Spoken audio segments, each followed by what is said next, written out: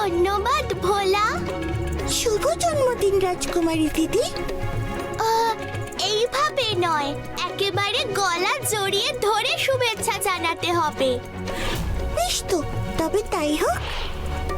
কিন্তু ভোলা দাদা, আমরা রাজলক্ষ্মী দিদিকে জন্মদিনের উপহার দেব না? সত্যি তো ভোলা, আমাদের তো একটা উপহার আনার প্রয়োজন ছিল। ঠিকই বলেছিস, উপহারের কথাটা না আমার মাথাতেই ছিল না। আচ্ছা, তুমি বলো তো রাজলক্ষ্মী, তোমার কি উপহার চাই? আমার কোনো উপহারের প্রয়োজন নেই ভোলা, তোমাদের বন্ধুত্বই আমার সবচেয়ে বড় উপহার। একদম ঠিক কথা। মিষ্টির মধ্যে সেরা মিষ্টি যেমন লাড্ডু, তেমনি উপহারের মধ্যে সব থেকে ভালো উপহার হলো বন্ধুত্ব। কি ব্যাপার সেনাপতি, ওদিকে পুজোর জোগাড় কত দূর? জোগাড় তো সব পুরোহিত মশাই আর পণ্ডিত মশাই করে ফেলেছেন মহারাজ, কিন্তু একটা সমস্যা দেখা দিয়েছে। সমস্যা? কি সমস্যা সেনাপতি? আর বলবেন না, বুন্দেলগড় থেকে এখনো একটাও লাড্ডু এসে পৌঁছায়নি। সে কি, তুমি তাদের সঠিক সময়ের কথা জানিয়েছিলে তো? আমি তো তাদের সব মুখে বলে একেবারে লিখিয়ে দিয়ে এলাম। বলে এলাম সকালের মধ্যেই আমার সব লাড্ডু চাই। তাহলে এখনো এলো না কেন? বুন্দেলগড়ের তো লাড্ডু দেওয়ার ব্যাপারে যথেষ্ট সুনাম আছে। তাহলে এবার এমন হওয়ার কারণ কি? ও ভোলা দাদা, কি হলো বলো তো? সত্যিই তো ভোলা, এ তো ভারী চিন্তার বিষয়। আমিও সেটাই ভাবছি। বুন্দেলগড় থেকে আসতে এতটা সময় তো লাগার কথা নয়। এদিকে লাড্ডুর কথা শুনেই আমার পেটের ইঁদুরটা লাফাচ্ছে জানিস। ওই দেখো, পেটুক নন্দী পুজো হওয়ার আগেই প্রসাদ খাওয়ার জন্য বসে আছে। নোটো, ফোড়ন কাটা বন্ধ কর, নইলে ভালো হবে না কিন্তু। ফোড়ন কাটার কি আছে? নটো তো ঠিকই বলেছে। আরে বাবা, পুজোটা হওয়া পর্যন্ত তো অপেক্ষা কর, এত লোভ করলে হয়? কি আমি লোভী? তবে রে, দাঁড়া, তোদের দেখাচ্ছি মজা। হ্যাঁ, ঠিক হয়েছে, এবার দেখ কেমন লাগে। ওদের ছাড়িস না নন্দী, সব সময় খালি উল্টো পাল্টা বলা।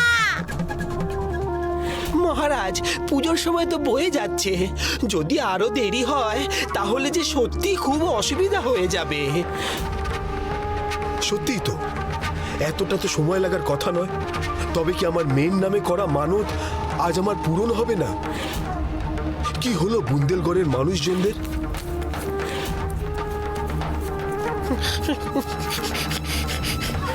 মহারাজ, মহারাজ, আমি এসে গেছি। কি লোকটার এমন অবস্থা হলো কি করে? দাঁড়া দাঁড়া, আগে শুনতে দে। এই তো সেই লোক, রাজামশাই। এই লোকটারই তো আমাদের জন্য বুন্দেলগড় থেকে বোঁদে নিয়ে আসার কথা ছিল, কিন্তু এর এমন অবস্থা কি করে হয়েছে? তুমি কি বুন্দেলগড় থেকে আসছো? হ্যাঁ মহারাজ। তোমার এই দুর্দশা হলো কি করে? আর আর তোমার হাতে মাত্র এই দুটো লাড্ডু কেন? বলছি মহারাজ, সব বলছি। এই লাড্ডু আমি আপনাদের রাজ্যে এনেছি ঠিকই, তবে তা আপনার জন্য নয়।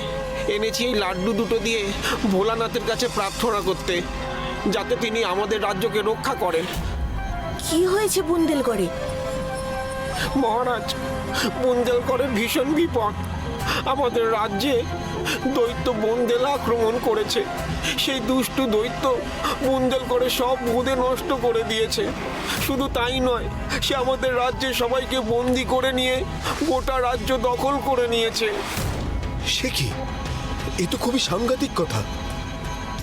ওরা আমাকেও খুব মেরেছে, কিন্তু তাও আমি কোনো রকমে এই দুটো লাড্ডু লুকিয়ে নিজের কোচরে করে পালিয়ে এসেছি এই রাজ্যে, যাতে এই দুটো লাড্ডু আমি ভোলানাথকে অর্পণ করতে পারি। মহারাজ, এ তো সর্বনাশ কথা, এবার কি হবে? জানি না পণ্ডিত মশাই, বোঁদের লাড্ডু না পেলে যে আমার মানত পূরণ হবে না। আজ আমার মেয়েটার জন্মদিন, কোথায় সবাই হর্ষ উল্লাস করবে, তা না ভোলানাথ শেষে দুঃসংবাদ শোনালেন। মহারাজ, আমাদের কিছু একটা করতে হবে। এভাবে বসে থাকলে চলবে না। বুন্দেলগড় আমাদের বন্ধু রাজ্য। সবটাই বুঝতে পারছি সেনাপতি, কিন্তু আমরা এখানে কি করব? আহারে, রাজকুমারী এতক্ষণ কত খুশি মনে ছিল,